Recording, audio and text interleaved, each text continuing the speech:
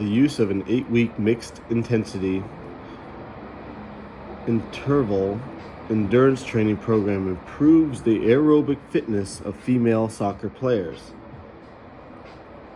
Department of Biology, Division of Natural Sciences, Mount St. Antonio College, Walnut, California. Abstract. Clark, J.E. The use of an 8-week mixed intensity interval endurance training program improves the aerobic fitness of female soccer players.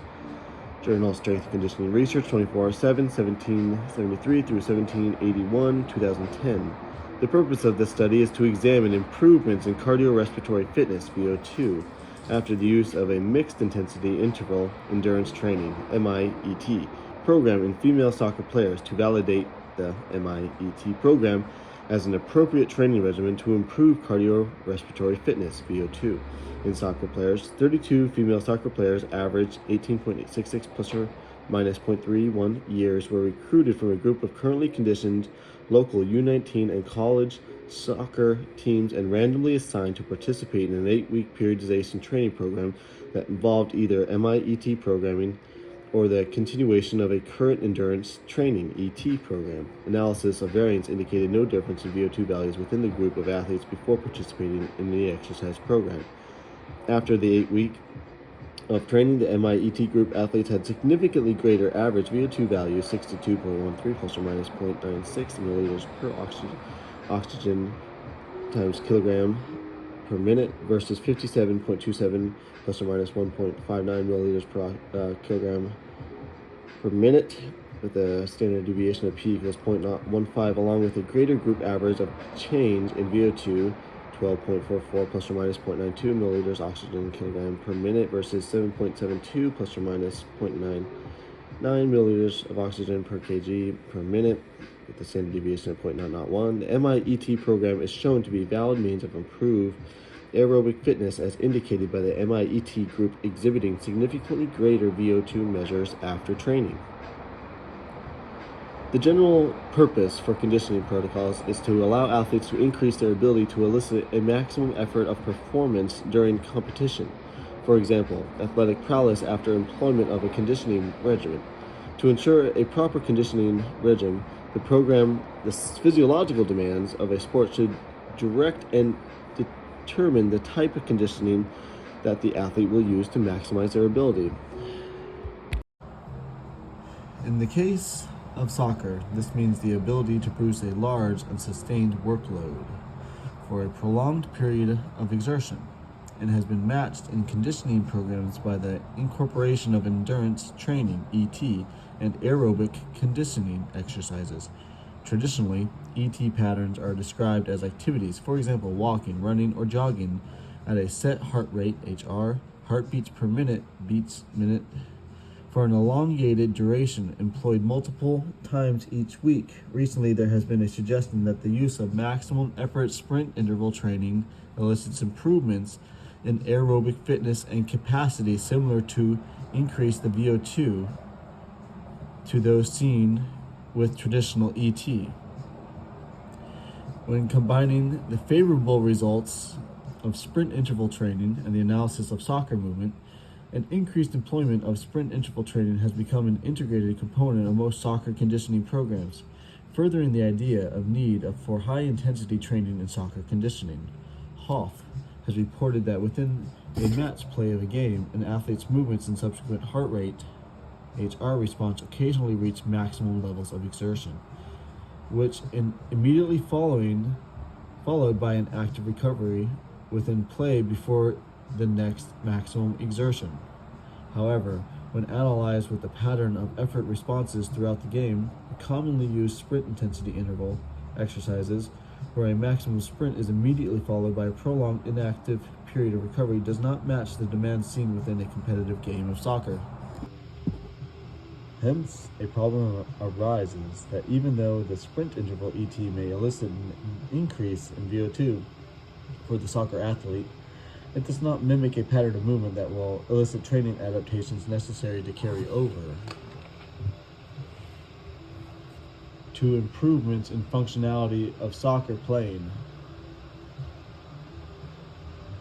Thus, the purpose of the study is to examine and to ultimately validate an interval training ET program that provides a close mimic of the exertion pattern seen within the playing pattern of movement and the exertion of a soccer game.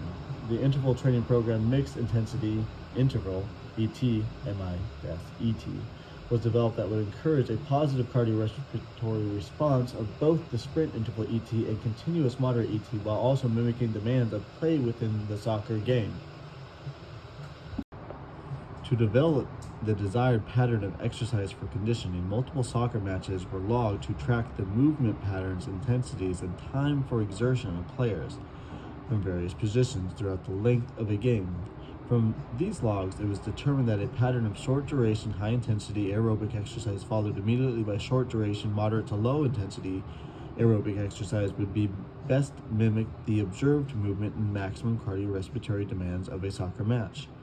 This observation of movement patterns accompanied by previous studies, and thus the physiological demand of the soccer match led to a supposition that the movement pattern more closely resembles the intervals of exertion and level of intensity seen with training for a long and middle distance track runner. This pattern was anecdotally tracked via subjective ratings by 10 female soccer players from 2 local senior high schools over the course of one competition season. After repeated trials and the analysis of subjective feedback after each trial, the most convenient and highly reproducible pattern of high to low intensities was the 30-second increment. There are 2 reasons for the selection of the 30-second increments as the baseline for the interval times. First, a training demand was needed that, although mimicked the exertion pattern within soccer, was more energetically taxing on the athlete than traditionally drilling. Practicing or competing thus allowed for increased cardiorespiratory demand and subsequent adaptations to training. Second, the time increment of 30 seconds approximated the time needed to go from touch line to touch line as if making a breakout run, and back to the playing position for the players that tested the develop of the time intervals for the program. From these trials and using a 30-second increments, a program was developed that would incorporate 3 separate patterns of 30 seconds of varying intensities, followed by an equal amount of time within a pattern of active recovery by athletes. The pattern of exercises was eventually broken into 3 separate time constraints, ranging from 30 seconds of maximum intensity to 30 seconds of active rest, to 60 seconds of near maximal intensity with 60 seconds of active recovery, and 90 seconds of submaximal intensity with 90 seconds of active recovery. Even with the support for the incorporation of sprint interval training into training and conditioning sessions for soccer players, there exists a possible disjunction between the parameters of sprint interval and high-intensity interval training to athletic competition in soccer. Therefore, this has led to a necessity to examine an interval training program that is closer mimic to the demands undertaken when a competitive soccer event and will therefore provide better carryover of conditioning to the demands of a competitive soccer game. From this necessity, an interval training protocol was developed that was added to a concurrent off-season training program for college-aged female soccer players, and thus it is the aim of the study to examine the cardiorespiratory adaptations obtained after the 8-week use of the MI-ET program. This aim was established in an effort to validate its use as an appropriate training modality for soccer players to use to improve aerobic fitness using a parameter that meets and mimics the demands contained within their sport. Experimental approach to the problem. This examination was established to test the hypothesis that there will be no difference between cardiorespiratory responses, VO2, milliliters of oxygen per kg per minute, after an 8-week training session for athletes that participate in the novel MI-ET program versus those athletes that continue to participate in the concurrent ET program within an off-season conditioning program. Further, these cardiovascular responses will compare favorably to the previously reported findings involving the use of sprint interval ET for cardiorespiratory responses. This analysis will thus provide the evidence and support the fact that the MI-ET program is a valid method for improving cardiorespiratory fitness needed for soccer players after training. Subjects: 32 female athletes ranging in age from 16 to 23 years, average age of 18.66 plus or minus 0.31 years, were recruited from the local population of the college and adult recreational soccer clubs U19 Table 1. All volunteers were recruited from a currently training population of athletes in the off-season of their respective soccer programs. The study was conducted per the rules for the college. The group of athletes read and completed informed consent forms with parental consent when required for the analysis of changes with addition of MI-ET program to the off-season conditioning program. After the consent to perform in the study, volunteers were given medical clearance for participation from the team sports medical staff and then finally underwent initial screens for biometrics, height, and body weight before being enrolled in the study. After enrollment into the study methods MI-ET or ET, of the 32 volunteers, 17 average age of 18.7 plus or minus 0.37 years were enrolled in a program of MI-ET, whereas the remaining 15 average age of 18.6 plus or minus 0.51 years were enrolled to continue to training using the continuously moderate intensity ET. The volunteers in the MI-ET group underwent the supervised exercise sessions during a scheduled afternoon time, where the soccer field was available for training, whereas those in the ET group ran at self-selected times at HR intensities and total time of exercise that corresponded to the previously established concurrent ET program. To monitor the training of the volunteers for both patterns of exercise HR response beats per minute was continuously monitored via Polar F4 Polar Electro Lake Success, New York, USA, that was calibrated for each athlete's individual biometrics. Additionally, all volunteers were advised to continue with the additional exercises within the off-season conditioning program and to make no changes to their diet during the 8 weeks of investigation of the MI-ET program. Experimental design.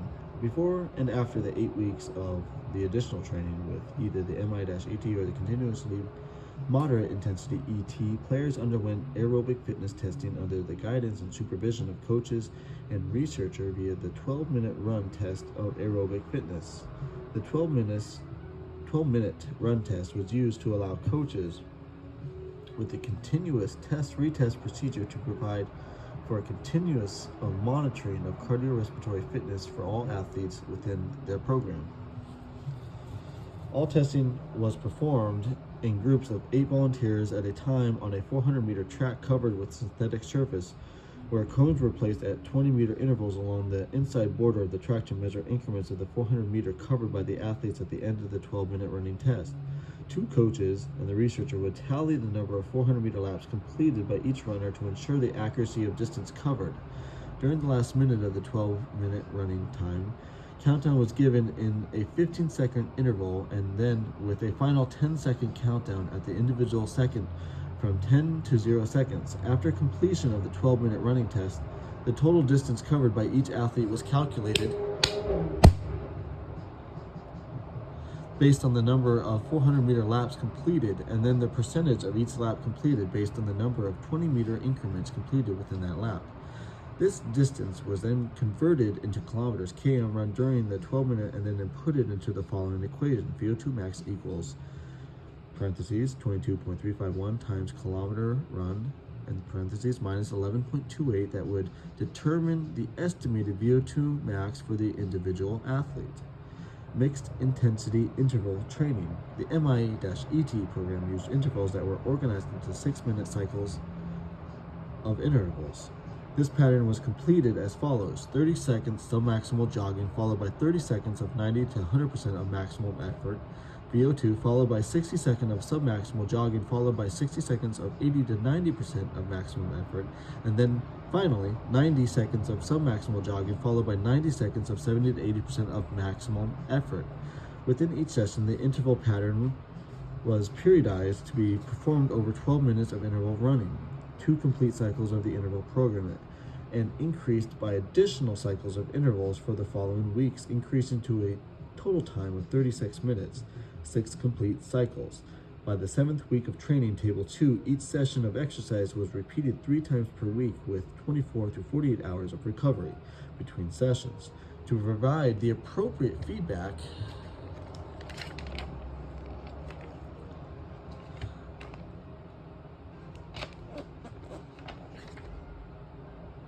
to the volunteer during each training session, HR response was tracked continuously on the polar F4 polar electrode monitor that each volunteer wore throughout the exercise session.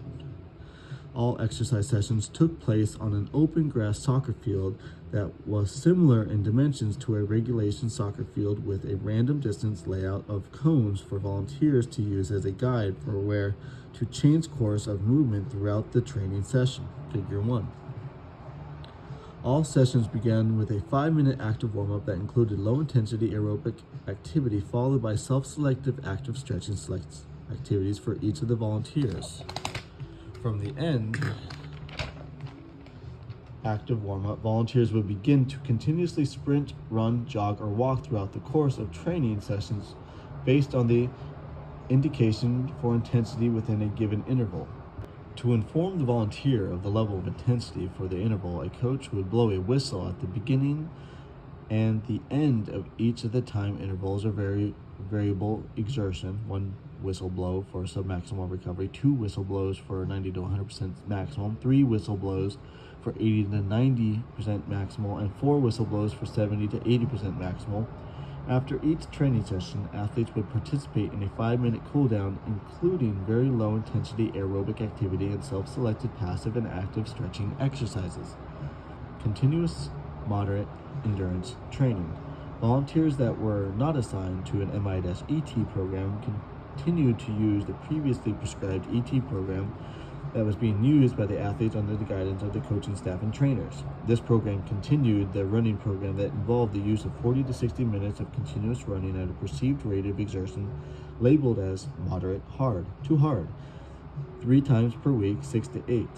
The only adaptation made to this program during the 8-week study was the use of HR monitoring to judge level of intensity during training and to periodization of time of running to be performed at each training session. To ensure a consistent level of effort throughout the run, each athlete was instructed to maintain a running pace that would force an average of HR response of 60 to 80% of their individual VO2 max, as monitored via polar F4 polar electro HR monitor throughout total running of time. Just as with the MI-ET group, the continuous moderate ET group would begin each training session with a 5-minute active warm-up that included low-intensity aerobic activity and self-selective active stretching exercises. After the active warm-up, the athletes would begin their running session for that day, for the total time allotted at the appropriate level of intensity based on the running schedule. After each running session, athletes would participate in a 5-minute cooldown, including very low-intensity aerobic activity and self-selected passive and active stretching exercises. Additionally, the total time of running was periodized as to match the periodization seen with the MI-ET program, where total running time ranged from 40 minutes during the first week to 60 minutes by the 8th week of training. Statistical analysis. Data were collected after each session and inputted into Microsoft Excel spreadsheet for volunteers based on their respective numbers. This data was then analyzed for the difference in VO2 measures between the groups, along with the difference within each of the 2 exercise groups differences via a repeated measures analysis of variance, ANOVA. P is less than or equal to 0.05 for possible differences between athletes seen before and after the 8-week training session of MI-ET or continuation of the concurrent ET program. Additionally, the average among the 2 groups were analyzed via a paired t-test for mean. P is less than 0.05 for possible differences between the group averages for VO2 measures after the 8-week training of MI-ET or the continuation of the concurrent ET program. Results. The summary of individual and group pre- and post-test measures and the changes estimated VO2 max milliliters oxygen per kg per minute can be found in Table 3. Analysis of general biometrics indicates no difference between the groups for the age or body mass of individuals within the group or between the two exercising groups. Analysis of the results for the entire group of athletes showed that there is limited variance within the whole group of the individual pretest. VO2 P equals 0.089, absolute changes in VO2 P equals 0.462, or the percentage of change in VO2 after training. P is P of 0.460, indicating a homogeneous population within this group of volunteers. However, a ANOVA-based training program shows that athletes who participated in the MI-ET program exhibited significantly higher VO2 values after training than did the athletes who participated in the traditional ET program. P equals 0.045. Although there is limited variance within the whole group, there are differences seen between the groups based on paired t-test analysis for group averages for the two training paradigms. The paired t-test analysis shows that there is further no difference in the pre-test VO2 P equals 0.23 between the MI-ET groups of athletes, 49.69 plus or minus 1.5 milliliters of oxygen per kg per minute, and the ET program, 49.54 plus or minus 1.89 milliliters of oxygen per kg per minute. This analysis further indicates that the athletes participating in the MI-ET 62.13 plus or minus 0.96 milliliters of oxygen per kg per minute showed significantly higher average post-test VO2 max, figure 2, than the ET program, 57.27 plus or minus 1.59 milliliters of oxygen per kg per minute. P is equal to 0.015. Furthermore, on average, the MI-ET group exhibited a significantly greater absolute change in estimated VO2 max, 12.44 plus or minus 0.92 milliliters of oxygen per kg per minute versus 7.72 plus or minus 0.99 milliliters of oxygen per kg per minute. P is less than 0.005. Figure 3. Additionally, the MI-ET group had a significantly greater percentage of change in the VO2 max. Measures 25.2 plus or minus 2.4% versus 16.6 plus or minus 2.6% for the ET group over the same period of time. Figure 4. Discussion. The physiological demands experienced within the competitive soccer match will force the athlete to vacillate between distinct periods of maximal aerobic capacities efforts with incomplete and intermittent recovery periods between these maximum efforts. To condition soccer athletes to this demand, an interval training program was designed, the MI-ET program, to mimic these metabolic demands of a competitive soccer match.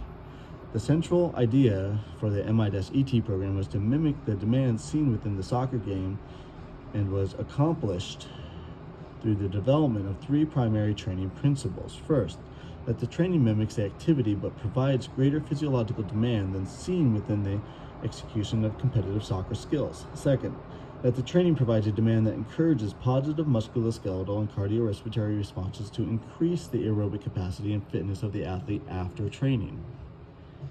Finally, the training parameters will provide for the carryover into the athletic competition. The pattern of the exercise effort needs to mirror a competition pattern where some maximal effort would be used before the maximum or near maximum effort of the program, mimicking the performance seen within a competitive game. Additionally, the MI-ET program was carried out on a grass field that nearly replicates a soccer field, with cones randomly dispersed throughout the field to generate a random order of cuts and changes in directions that may be needed within a soccer game. See Figure 1. As would be expected, all volunteers participating in both forms of ET show improvements in the VO2 measures after the 8 weeks of training. Additionally, given that there is no difference within the groups of athletes before training with MI-ET programs, improvements in the measurements after training can be attributed to the training program. This difference is seen in the significantly greater post-test VO2 measurements after the use of the MI-ET program, 62.13 plus or minus 0.96 milliliters of oxygen per kg per minute, when compared to the concurrent ET running program, 57.27 plus or minus 1.59 milliliters of oxygen per minute. The difference between training programs was further observed in the analysis of changes in VO2 measures after training as both an absolute change and the percent of change in VO2 after the use of the MI-ET program compared with the group that continued with the concurrent ET program. The changes seen in the volunteer athletes' pre- and post-test measures demonstrate that the MI-ET program had elicited significantly greater changes and percent increase in VO2 levels after training, figures 3 and 4.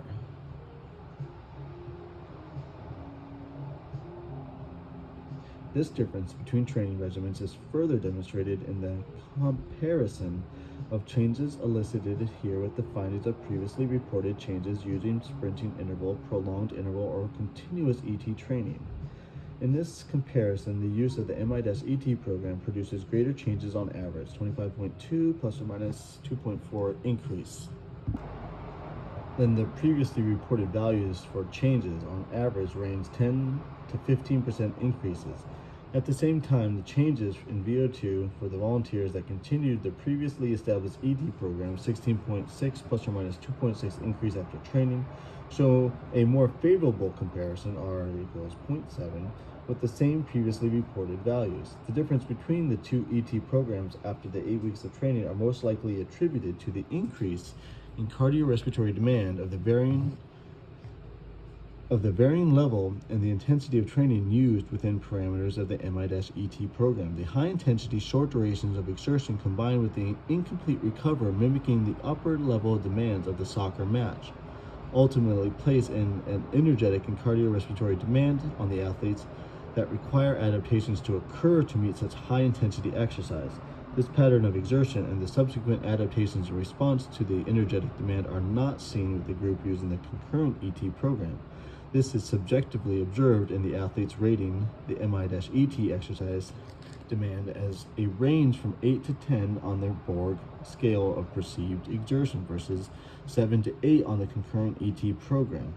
This subjective rating is supported by an average HR response of 87.5% of maximum HR during the interval sessions, data not shown. Throughout the entire training time of each MI-ET session, this subjective rating and associated HR response are similar to those seen in the short duration intervals that would have been traditionally used to improve the cardiorespiratory fitness for various types of athletes.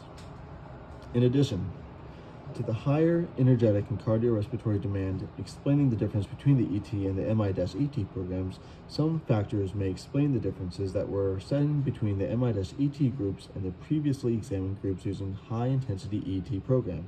First, the MI-ET program employed that there was conducted 3 times weekly, whereas the other program trained only twice weekly and involved longer intervals that also employ continuous movement, regardless of the level of intensity, for the soccer players throughout the training session in this study. Second, because of the desire to allow for testing and retesting by coaches, a 12-minute run test was used to establish aerobic fitness, estimated VO2 max, while the other studies clinically evaluated VO2 max in participants. Even though the 12-minute run test exhibits a high level of reliability and validity to establish an estimated VO2 max, it is not equivalent to a clinical VO2 max test that should be used when and where available.